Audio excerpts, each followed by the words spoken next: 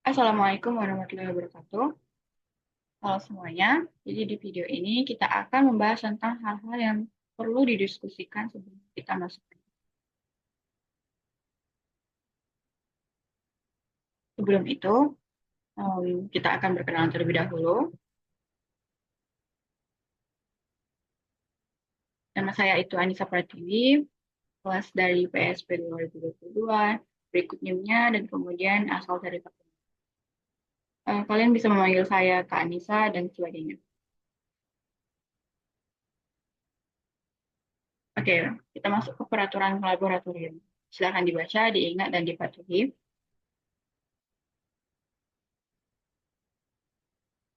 Nah, di sini ada tiga peraturan secara garis besarnya. Yang pertama adalah memakai jas laboratorium, di mana memiliki aturan seputarnya itu tidak diperkenalkan memakai jeans dan sandal, kemudian gunakan pin nomor absen di dada sebelah kanan. Jadi nanti kakak akan berikan pin nomor absen kalian untuk mengenali kalian nomor absen berapa. Yang terakhir yaitu nomor absennya diurutkan berdasarkan absen. Oke, nah kemudian peraturan yang kedua yaitu memakai pakaian yang rapi. Nah, ketentuan pakaiannya untuk laki-laki itu memakai kemeja, kemudian untuk perempuan memakai kemeja, jilbabnya dimasukkan ke dalam jas dan slipnya. Terakhir yaitu rambutnya diikat. Nah, sebenarnya untuk perempuan itu lebih fleksibel, tidak harus kemeja, tetapi untuk pakaian yang formalnya seperti blus, gamis, dan sebagainya. Kemudian yang terakhir yaitu harus disiplin. Nah, keterlambatan maksimal untuk disepakati yaitu 15 menit dengan izin terlebih dahulu via grup. Jangan ada yang PC karena kalau PC nanti ada kemungkinan tenggelam jadi tidak terbaca, tidak diketahui. Jadi lebih baik via grup. Izin saja di grup misalnya Kak, maaf izin terlambat. Saya sedang ada kendala ini misalnya macet sebagainya, hujan atau apapun itu. Jika lewat 15 menit silahkan di luar. Jadi nggak boleh masuk lagi kalau udah lewat dari 15 menit kesepakatan kita. Kemudian ikutin arahan asisten. Asisten apapun, siapapun yang ada di ruangan itu, kamu wajib untuk mematuhi atau mengikuti arahan-arahan yang diberikan. Selanjutnya, jangan berisik. Karena ruangan kita itu satu ruangan dibagi dua, di mana dibaginya itu dengan lemari, bukan ada sekatnya, hanya lemari. Maka suara dari ruangan satu akan terdengar ke suara ruangan dua jika eh, berisik gitu. Jadi minimalkan suara, hanya kita hanya akan mm, berdiskusi misalnya atau memang pengajaran bukan tujuan untuk basic-basic yang tidak penting. Oke. Jika ingin bertanya, sebutkan nama dan nomor absen. Begitu juga jika ingin menjawabnya, kemudian sebutkan nama dan nomor absennya. Selanjutnya yaitu kehadiran harus full 100%. Jika sakit atau izin tidak hadir, isi link yang diberikan di grup. Nanti ada link yang kakak kasih di grup. Nah, kalian isi itu. Ini link absensi khusus untuk yang izin atau sakit. Jadi yang tidak izin atau sakit yang hadir di kelas itu tidak perlu mengisi absen. Hanya yang sakit atau yang izin saja. Kemudian wajib mengganti praktikum di kelas lain yang membahas materi yang ketinggalan tersebut. Misalnya di hari kamu izin itu kelompok kamu praktikum titik didih cairan, maka kamu harus mencari di hari yang lain, di mana kelas lain itu sedang membahas titik didih cairan juga, seperti itu. Misalnya hari Senin jam 1 kamu tidak bisa hadir, padahal misal jam 1 itu misalnya jadwal kita, kamu tidak bisa hadir, kamu di situ praktikum titik didih cairan. Selanjutnya, kamu mencari ke kelas lain hari Selasa sampai Jumat, yang mana yang bisa dimasuki, misalnya di hari Rabu. Dan kebetulan kamu luang 3 SKS di jam 1 sampai jam 15.30, maka disitulah kamu mencari, eh, maksudnya memasuki kelas tersebut dan cari kelompok yang mana yang membahas titik didih, yang praktikum titik didih cairan. Itu. Oke. Yang terakhir yaitu selama praktikum di atas meja hanya ada hal-hal yang berkaitan dengan praktikum.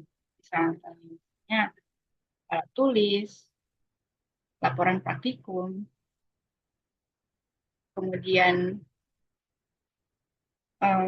misalnya handphone, seperti itu. Tapi handphone itu hanya digunakan untuk hal-hal yang terkait dengan praktikum. Jika tidak berkaitan dengan praktikum, silakan handphonenya tidak digunakan.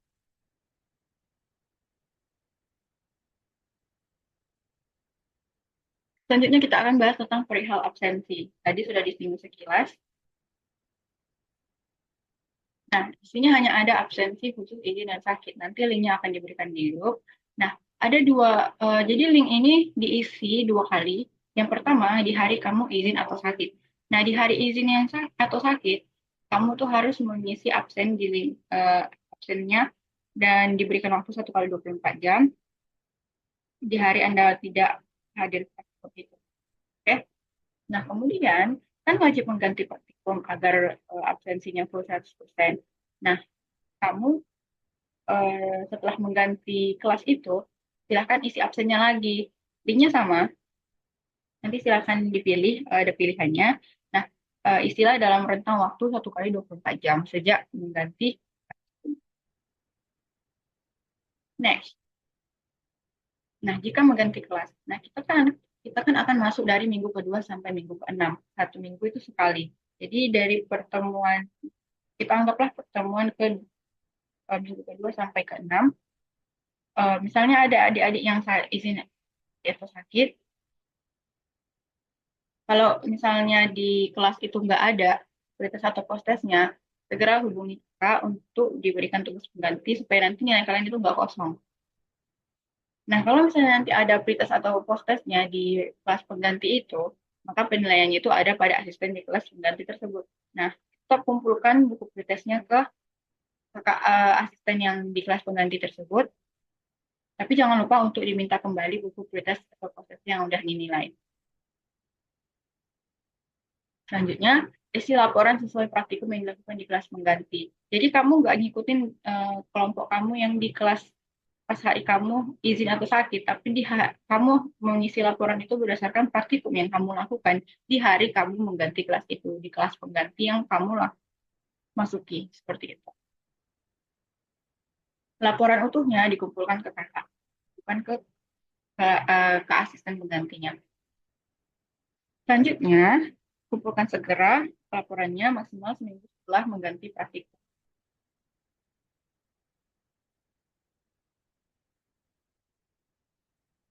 Nah, selanjutnya kita akan bahas tentang pretest atau post-test. Pretest atau post-test ini bisa jadi nanti diganti jadi tugas kalau misalnya tidak sempat waktunya. Nah, kita bahas buku pretest dulu. Nah, buku pretest post-test ini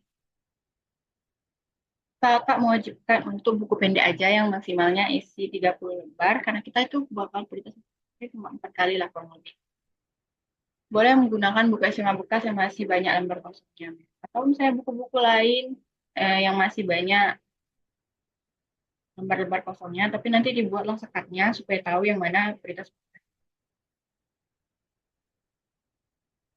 Oke, nah selanjutnya kita akan membahas tentang sampul bukunya.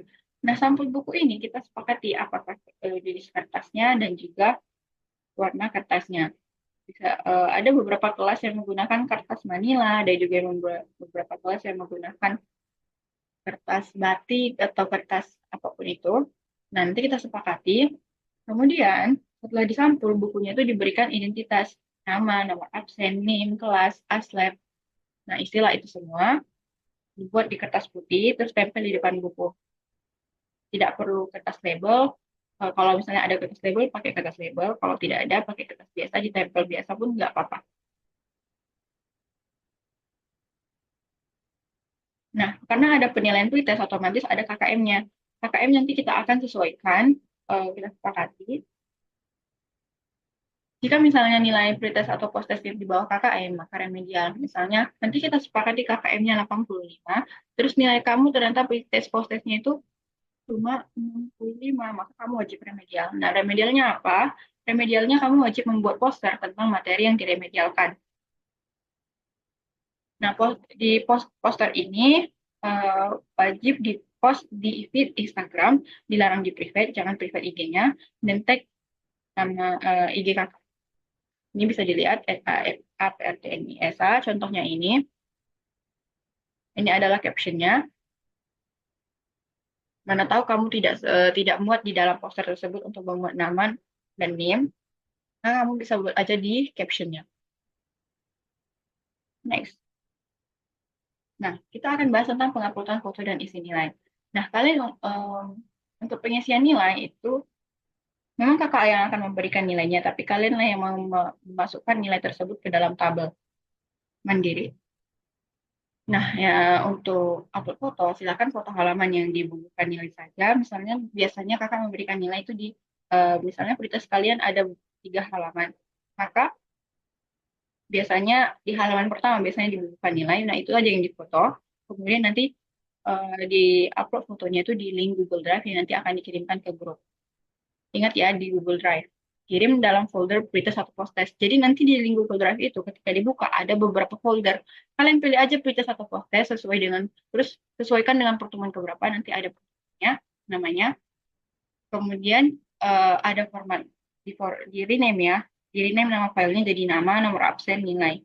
Contoh, Anissa Pratiwi underscore 01 underscore 95. Nah, gimana Kak kalau remedial? Nah, kalau misalnya remedial dan kalian udah mengerjakan remedial itu, Kak edit nama filenya jadi nama, nomor absen, nilai SR. SR ini apa? Sudah remedial. Jadi Kakak tahu kalau misalnya kalian udah remedial. Jadi em, kalau udah remedial berarti nanti bisa memperbaiki. Nilainya udah bisa diperbaiki. Nah, selanjutnya isi nilai dalam tabel di link yang akan dikirimkan ke grup. Setelah kalian mengisi maaf sebelumnya setelah kalian mengupload foto di Google Drive kalian silakan klik link Google Sheet yang nanti akan kakak kirimkan. Di link Google Sheet itu isinya adalah tabel penilaian. Nah, kalian isilah masing-masing nilai kalian itu di dalam tabel tersebut. Ada nanti untuk nilai pretest dan juga nilai untuk laporan. Bagi yang udah remedial, langsung aja edit nilainya menjadi nilai KKM. Misalnya, nilai kalian sebelumnya adalah 50. Kalau udah remedial berarti misalnya kesepakatan KKM-nya 85, maka aja buat 85 kalau udah mengerjakan remedial.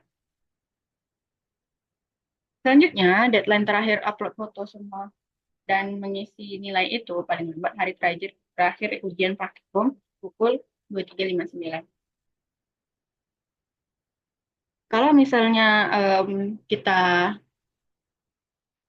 praktik, oh ya, sebelum itu, ujian praktikum biasanya itu dilakukan selama seminggu dari Senin sampai Jumat biasanya.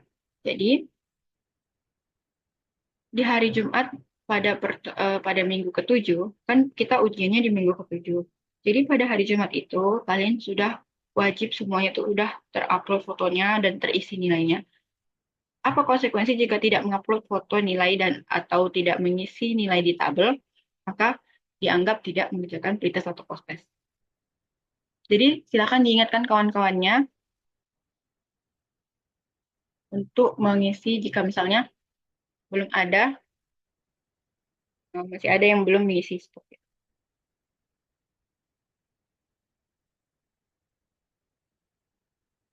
Ini perlu diingatkan lagi, tadi sudah dibahas, jika mengganti kelas, jika prioritas prosesnya diperiksa oleh asli pengganti, maka nilai proses atau prioritasnya itu sesuai dengan yang diberikan asli di kelas pengganti tersebut. Segera ingatkan dan minta bukunya itu supaya kembali, supaya kalian bisa upload foto dan isi nilai seperti biasa. Oke? Selanjutnya kita bahas tentang sistematika laporan praktikum. Jadi judul materi praktikum kita itu ada 4. Yang pertama strategi cairan, kemudian yang kedua pembiasan cahaya pada prisma dan plan paralel, yang ketiga hukum on, dan yang keempat viskositas. Jadi nanti karena ada 4 judul, kalian akan dibagi menjadi 4 kelompok. Di mana nanti setiap pertemuan itu akan diproker lagi untuk judulnya. Misalnya di pertemuan pertama, kelompok 1 dapat strategi cairan, nanti di pertemuan kedua dapatnya pembiasan cahaya pada prisma dan plan paralel, dan begitu juga selanjutnya. catatan khusus untuk praktikum. Nah, untuk titik didih, silakan bawa mancis satu aja. Kalau bisa mancis ini nanti pakai uang kas kelas atau gimana lah. Pokoknya satu mancis itu bisa dipakai untuk satu kelas. Jadi selama praktikum, dari pertemuan dari minggu ketiga sampai per minggu ke-6, satu mancis itu yang akan dipakai di setiap kelompok untuk titik didih. Oke. Nah, selanjutnya untuk pembiasan, silakan bawa busur dan penggaris minimal 4 busur dan 4 penggaris dalam satu kelompok. Satu kelompok kan kemungkinan nanti akan dibagi ada beberapa mahasiswa, jadi hanya perlu membawa 4 busur dan 4 penggaris dalam satu kelompok itu. Karena nanti juga kita akan diberikan biasanya satu kelompok dapat 2 prisma dan 2 plane paralel, jadi otomatis kita memerlukan minimal 4 busur dan 4 penggaris. Supaya enggak pinjam-pinjaman dan lama dalam praktikum karena pinjam-pinjaman itu. Yang terakhir, viskositas. Karena kita akan bereksperimen menggunakan sunlight, glycerin, minyak, dan sebagainya, fluida-fluida yang lain, maka kita perlu membawa tisu secukupnya.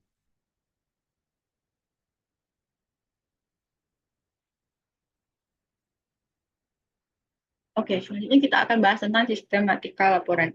Nah, jadi ada yang namanya laporan sementara, ada yang namanya laporan utuh. Laporan sementara itu dibuat sebelum masuk ke laboratorium, sedangkan laporan utuh dibuat setelah praktikum. Maksudnya gimana?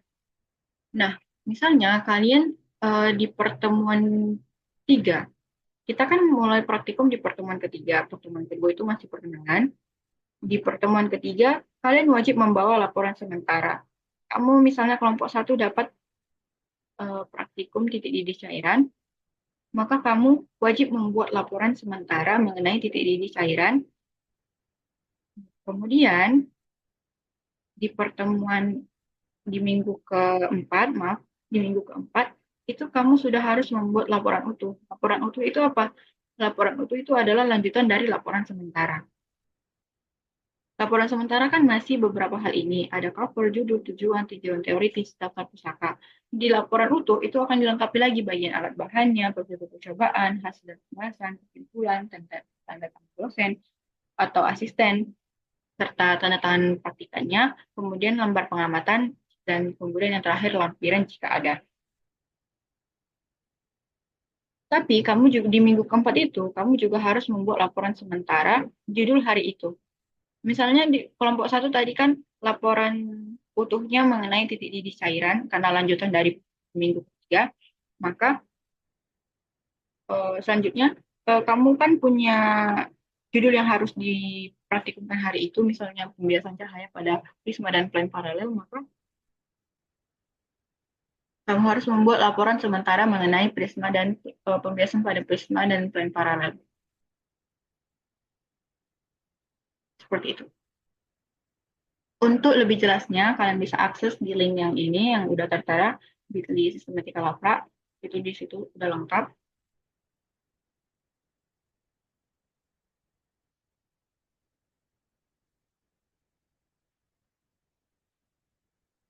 Nah, untuk KKM Lapra itu nanti juga ada. Kita sepakati jika nilai Lapranya di bawah KKM, maka remedialnya membuat video tentang materi yang diremedialkan. Kemudian harus ada perkenalan. Selanjutnya diikuti dengan materi. Boleh juga contoh soal mengenai materi yang diremedialkan. Durasi videonya tuh nggak usah banyak-banyak, 3-5 menit aja. Kirimkan nanti ke link Google Drive. Link Google Drive-nya sama dengan link penguploadan foto dan juga ya itu aja.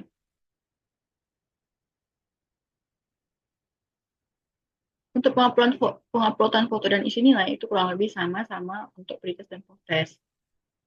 Silakan foto halaman yang digugurkan nilai aja, kemudian upload di link Google Drive nanti yang dikirim di grup, masukkan ke dalam folder laporan sesuai dengan pertemuannya, terus jangan lupa rename, rename filenya dengan nama, nomor absen, nilai.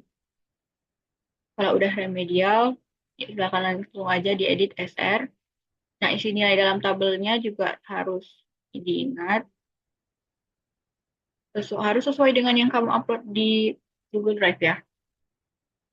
Deadline pengumpulannya juga sama terakhir hari terakhir ujian praktikum tidak mengupload juga ada konsekuensinya, dianggap tidak mengerjakan laporan.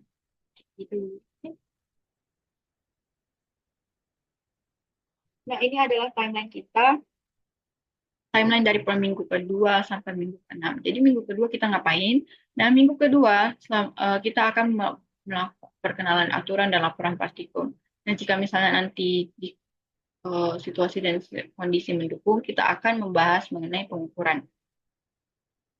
Dan kemudian minggu ketiga sampai minggu ke-6 itu kita udah masuk praktikum. Nah, selama minggu-minggu ini kamu wajib menulis laporan praktikum selama waktu tersebut. Minggu ketujuh kita masuk ujian praktikum. Biasanya ujian praktikum itu lisan. Oke. Terakhir kita membahas tentang pengeluaran. Kita akan berbicara mengenai biaya kebutuhan praktikum. Nah, menilik dari semester lalu, untuk harga logbook dan buku panduan itu 85.000. 85.000 udah include keduanya. Jadi kalian hanya perlu mempersiapkannya. Kalau misalnya pun nanti naik harganya atau turun harganya, itu biasanya nggak jauh beda. Nah, ini hanya sebuah saran, tidak memaksa. Kalian bisa menabung mulai dari minggu kedua, minggu ketiga, minggu keempat, minggu kelima, minggu keenam, itu udah lima minggu ya. Selama 5 minggu itu kalian bisa mengumpulkan setiap minggunya 20 hingga 100. Jadi kalian bisa di minggu ke-6 semuanya itu udah membayar buku dan logbooknya. Jadi kalau nanti ada sisanya, uang kalian itu bisa kalian pakai untuk yang lain-lain. Nah, di sini opsinya bisa nabung sendiri, bisa nabung bersama, pakai kas kelas misalnya. Nanti pilihlah bendaharanya, kemudian menabung per kelompok. Ya, itu terserah kalian. Jadi nanti diharapkan untuk kelas memilih bendahara yang sekiranya dapat dipercaya untuk memegang keuangan kalian. Jadi nanti di pertemuan di minggu ke-6 terakhir kita praktikum, semuanya sebaiknya sudah lunas, seharusnya sudah lunas. Jadi nanti bendahara tinggal memberikan kepada kakak, nanti kakak yang akan berikan ke bendahara laboratorium. Dan kemudian hal-hal yang perlu disepakati, ini kita note lagi, kita catat lagi, apa yang perlu disepakati nanti saat kita bertemu.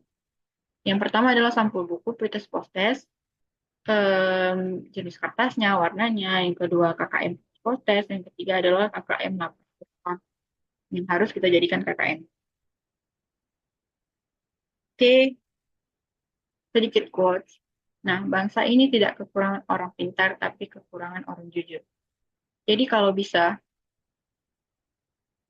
seharusnya jujur-jujurlah dalam melakukan hal-hal yang berkaitan dengan praktikum.